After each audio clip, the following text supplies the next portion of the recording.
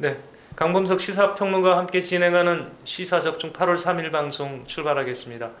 박사님 비가 와도 너무 옵니다. 이게 우리 국민들 비 피해 없어야 되는데 그러니까요. 예, 많이 발생을 해서 참 안타깝고요. 또 온다고 합니다. 좀 준비를 잘 하셔서 특히 안전사고 없도록 이렇게 됐으면 좋겠습니다. 그러니까요.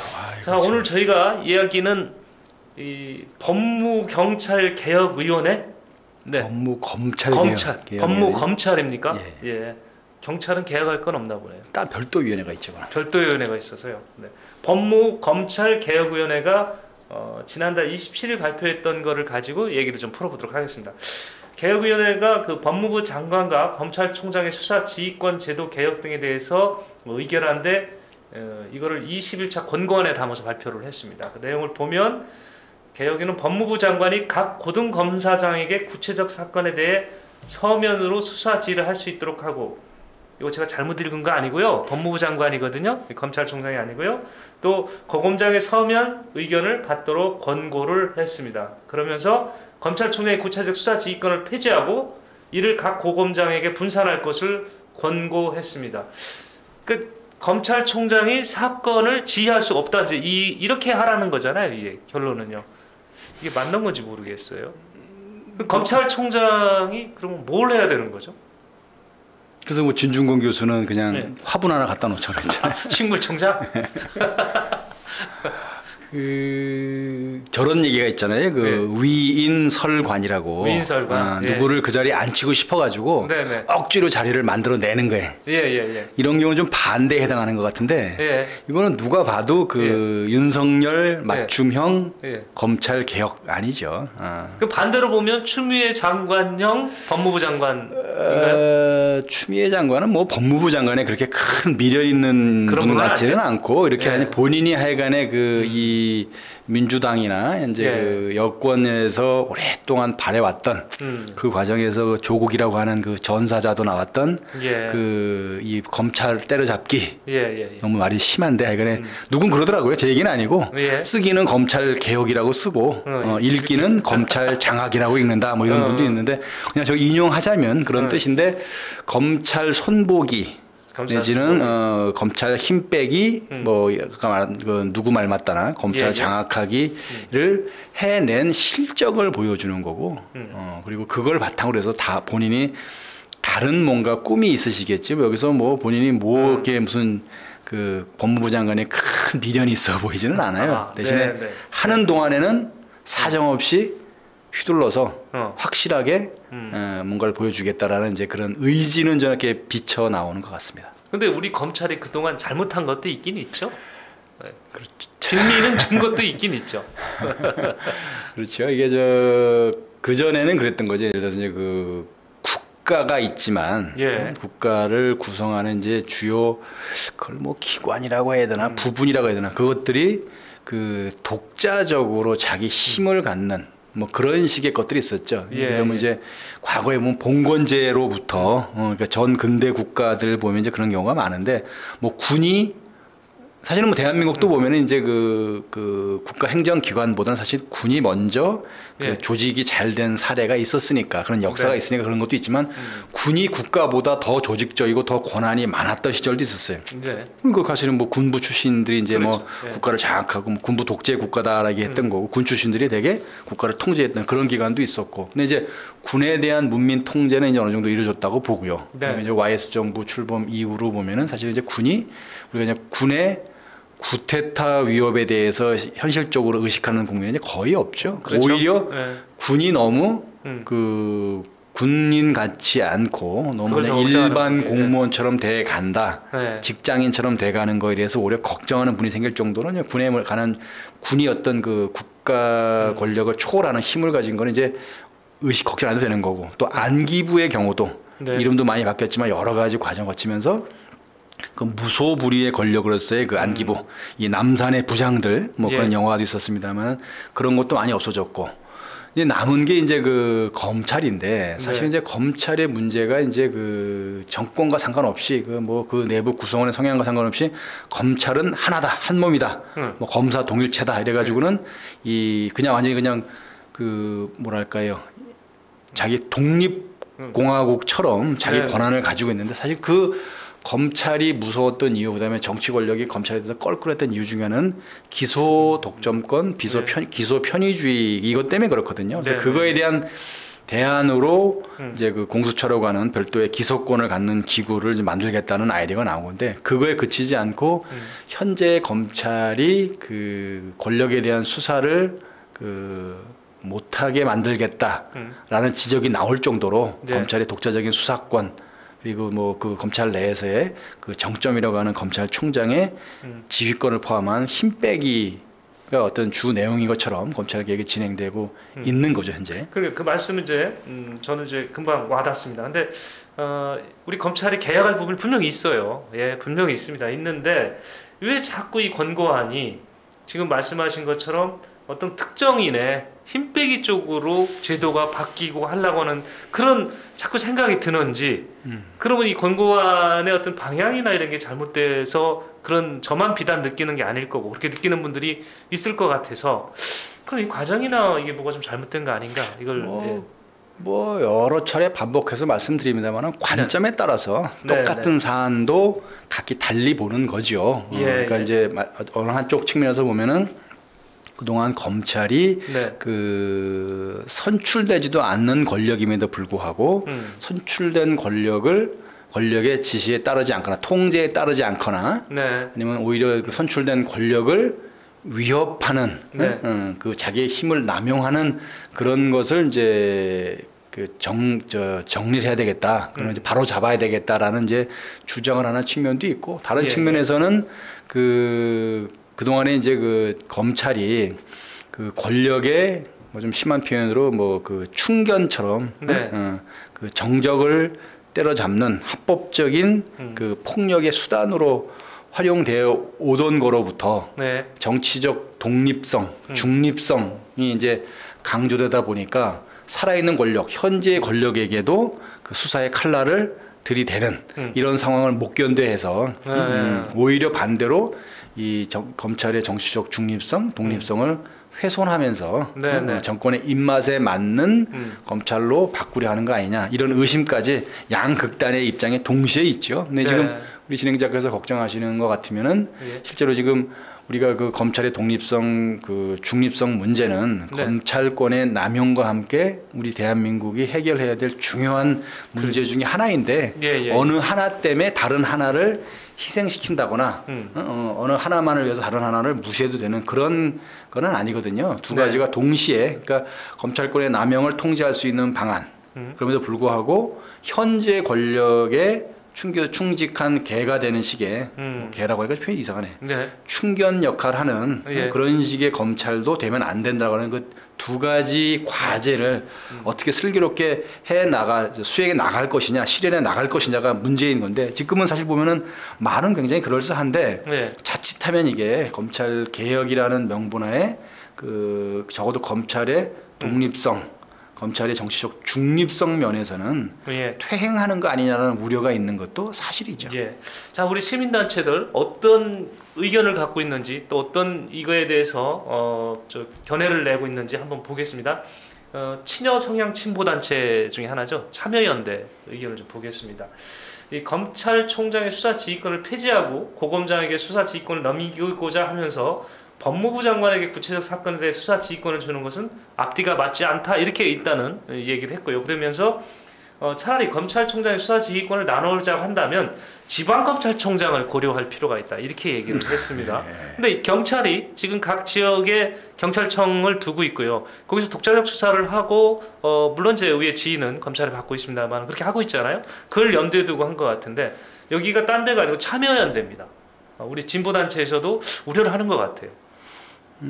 그렇죠. 이게 검찰총장에게 과도한 그 권한이 집중돼 있는 게 문제라고 하면 그것을 그 민주적 절차에 따라 합리적인 방법에 따라서 분산시키고 그 분산된 권력을 또 통제할 수 있는 방법을 찾는 게 맞는 거지.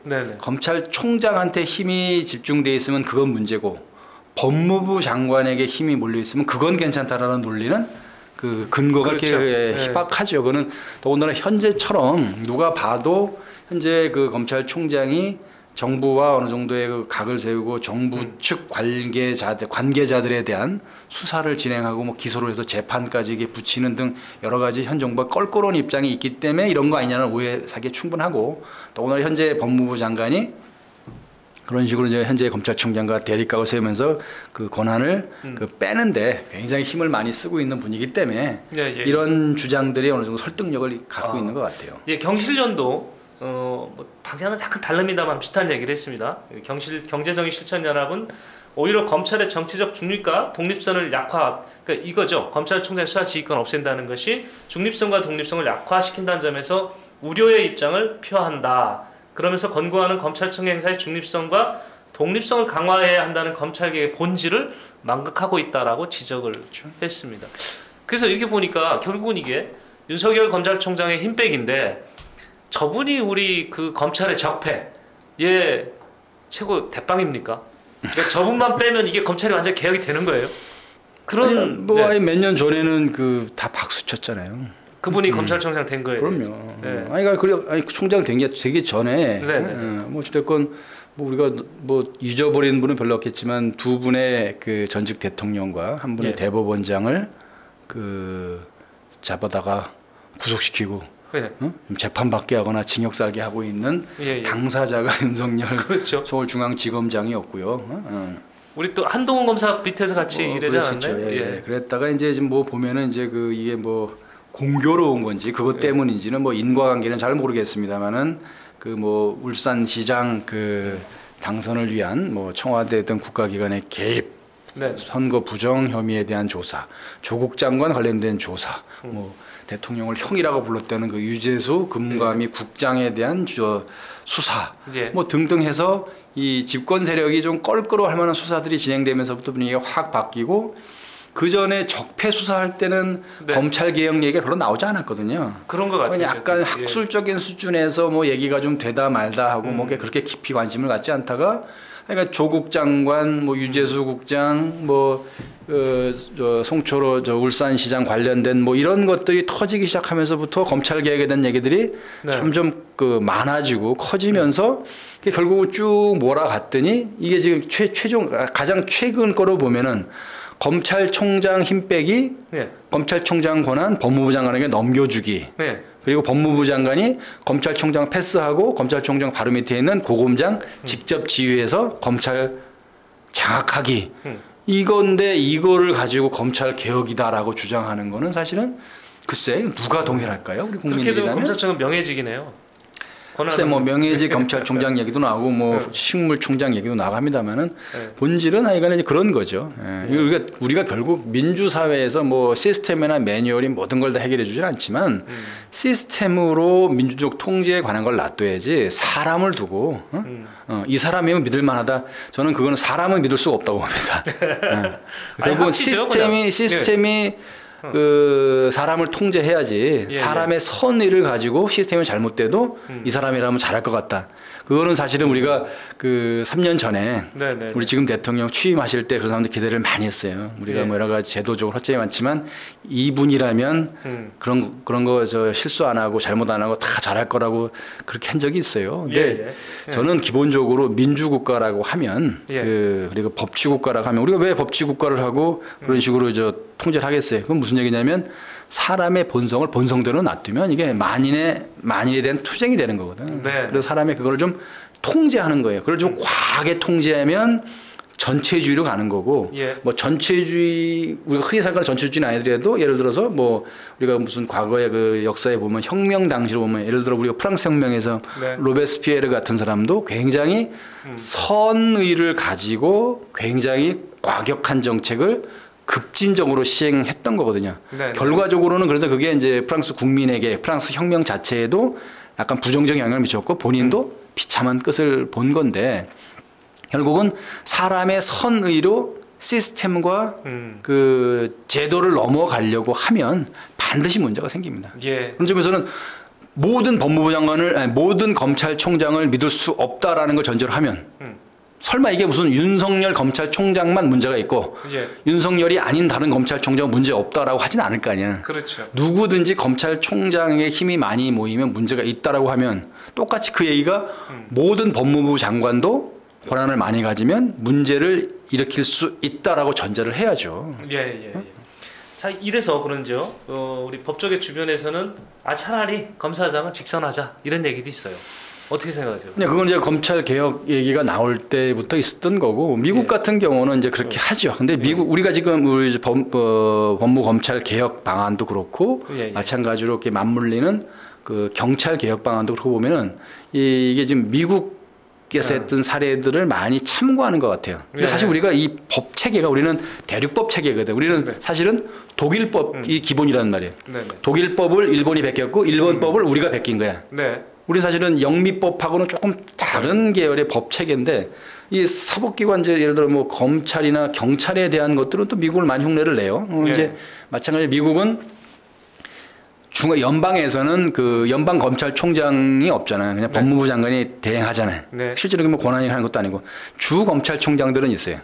주 검찰총장들이나 검사장을 그 선거를 통해서 하긴 합니다. 그래서 무슨 일이 생기냐면 그 주 검찰총장이나 무슨 검사장 선거에 나가서 당선돼서 그 총장의 역할을 잘 하다가 그분들의 실적이 쌓이면 시장을 나가거나 주지사를 나가기도 해요. 사실은 정치인이에요. 근데 우리가 이제 이게 무슨 얘기냐면은 검찰의 권한을 검찰총장을 정점으로 이렇게 피라미드식으로 가지 말고 이렇게 분산시켜서 최소한 광역자치단체별로 검사장, 그러니까 지방검사장을 지방검찰총장으로 해가지고 직선을 하면 적어도 그 안에서는 권한이 중앙에서 그 대검찰청에서 지금 지휘하듯이는 안 될 거니까 이 권한의 분산이다라고 하는 장점이 있어요.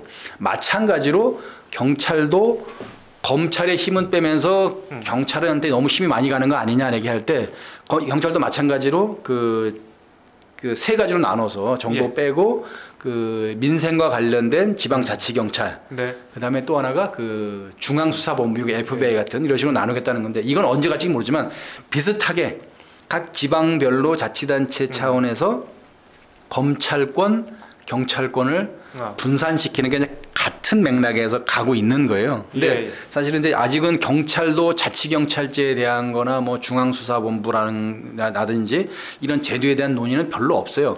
마찬가지로 검찰도 검찰권 분산에 대해서 진지하게 논의가 돼 있는 것 같지 않아요.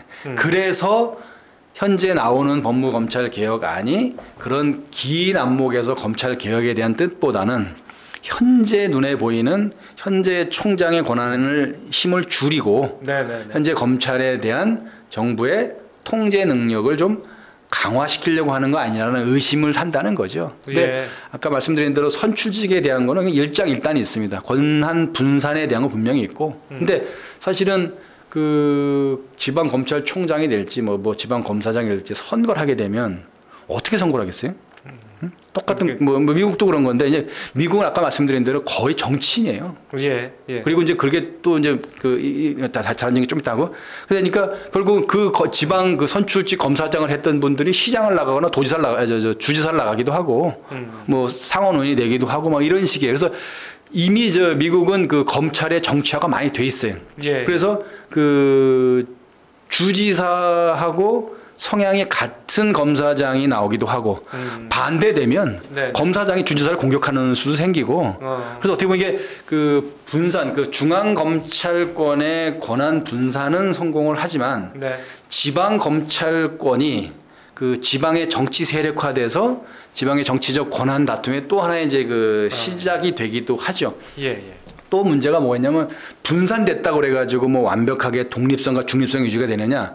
자칫하면 우리가 이제 경찰 개혁안에서 마찬가지처럼 그 지역에 갇혀서 지역의 이해관계와 버무려주는 수가 생겨요. 토세력이 되는. 토세력까지 얘기하는 거죠. 미국 같은 경우도 뭐 너무 극단적인 일지는 모르겠는데 제가 얼마 전에 한번 얘기했던 것 같아요. 웨인스타인이라고 하는 그 미국의 굉장히 유명한 금융 자본가가 있었어요. 이 사람이 그 10대 미성년 소녀들을 대상으로 성폭행, 성추행, 매춘 막 했어요. 뭐 아이들을 꼬드겨서 뭐 1, 200 저소득 빈민가에 부모가 없는 여자 아이들을 꼬드겨서 마사지 좀 하라고 불러다가 어떻게 막 못된 짓 하고 걔를 또 시켜서 네 친구들 데려와라. 그래서 어떤 그 중에는 그 고등학생들인데 그 친구들이 사실상 그 무슨 이런 표현 써도 되나 모르겠다. 그 무슨 그 알선하는 거 있잖아요. 뭐 포주라고 그러는 그런 매춘 알선 활동까지 시킨 사람. 그게 플로리다에서 제일 먼저 그게 피해자들이 고소를 해서 문제가 됐는데 근데 그게 해결이 안 됐어요. 지방검찰청 단계에서 묵살이 됐어. 그걸 묵살했던 지방 주 검찰 명칭은 잘 모르겠다. 그 사람이 결국은 그 트럼프 정부의 노동부 장관까지 임명될 때는 승승장구했어요. 그게 한 20년 전 얘기인데 3년 전에 결국은 뉴욕 그 연방 검찰에서 사실은 그 피해자들을 돕는 변호사들이 굉장히 애를 썼어요. 그래서 20년 동안 놓치질 않았어. 그러니까 미국이 굉장히 뭐 이렇게 리버럴한 사람들이 많고 뭐 여성 권익 신장에 하지만 돈 있고 권력과 친한 이 사람은 클린턴하고도 같이 자기 별장에서 놀고 트럼프도 자기 별장 왔다 가고 뭐 미국에서 뭐 이름 알만한 사람들하고 너무 친해. 자기 어디 카리브에 무슨 섬이 하나 있는데 거기 왔다 간 사람 너무 많다는 거야. 뭐 해고 갔는지도 소문이 막 자잘.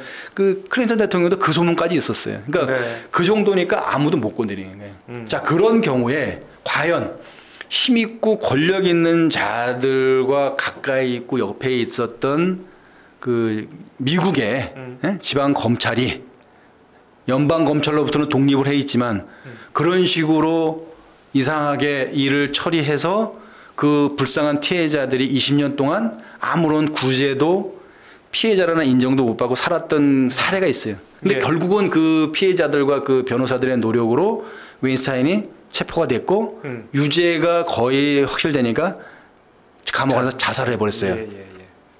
그때 이 아까 말한 플로리다 주 검찰도 그렇고 이 뉴욕 검찰에서도 비슷한 게 있었어요. 그러니까 요 건 하나만을 가지고 너무 막 제가 뭐 사실 뭐 미국의 그 사법 체계를 제가 잘 모르면서 뭐 함부로 얘기하는 수도 있지만은 이것만 보더라도 그런 우려가 있을 수가 있어요. 그리고 오히려 보면은 이게 그 중앙에 집중됐다는 게 이 중앙에 집중된 거로부터 문제가 있지만 이 전국적인 관심을 받을 수 있는 가능성도 생겨요. 우리나라처럼 이렇게 작은 나라에서는 사실은 지방 이슈와 뭐 국가적 이슈가 크게 다르지 않을 것 같이 보여도 그래도 국가적 이슈로 주목을 받으면 일이 그래도 어느 정도 공정하고 객관적으로 해결될 수도 있어요. 지방에서 묻혀지는 거 많아. 그러니까 특히 이제 그 경찰의 권한이 이제 커질 때 나타날 수 있는 부작용 중에 하나로 그 경찰의 그 선택적 수사라든지 사건의 묵살, 그리고 거기 경찰의 사건 묵살이나 그 부실한 처리에 대해서 사후 통제 방안이 없다. 뭐 이런 것들이 이제 검찰 개혁에 대한 또 다른 이제 이의로 제기되고 있는 건데 사실은 그러한 저런 것들이 논의가 될 필요가 있다는 거예요. 이러니까 되고 이러니까 하지 말자. 그렇다 보니까 뭐 이런 문제가 있으니까 뭐 검찰 개혁을 하면 안 된다는 얘기를 하는 거 아니야. 우리가 뭐 구독이 무섭다고 장을 못 단 건 아니니까 대신에 그런 사례들이 있는 다른 나라의 경우를 보더라도 그런 일이 생기지 않도록 우리가 권한의 분산과 함께 이것이 시행됐을 때 현장에서 그런 식으로 권한 남용이라든지 피해자 인권 보호의 부실한라든지 이런 것들을 해결할 수 있는 제도적 장치가 좀 있으면 좋겠다라는 거. 그런 것들을 논의하는 게 사실은 국회다 이거죠. 국회의원들이라는 게 국민들의 다양한 이해관계를 그것이 합리적인 거든 비합리적인 거든 논의가 올라오면 그걸 거기서 녹여서 토론을 통해서 그 사안의 다양한 측면을 살펴보고 그래서 부작용이 적은 법을 만드는 거잖아요. 그래서 이게 법안 하나 만드는데 몇 개월에서 몇 년 걸릴 수도 있는 건데 그래서 이번엔 부동산법도 그런 점에서 지적이 있었던 거지만 그런 것들이 좀 진행이 되면 좋겠는데 너무 이것도 급하게 진행되는 느낌이 있다 이런 거죠.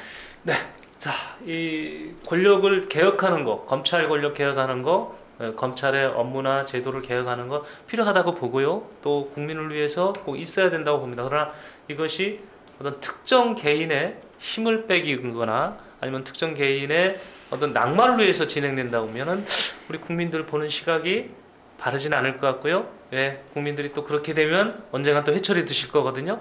그 유념하셔서 검찰개혁 진행해 주셨으면 합니다. 자, 여기까지 검찰개혁과 들렸던 얘기 했고요. 계속해서 국회 내에서 후폭풍 이게 막 전국적으로 일으키고 있는 윤희석 의원 얘기로 넘어가도록 하겠습니다. 예.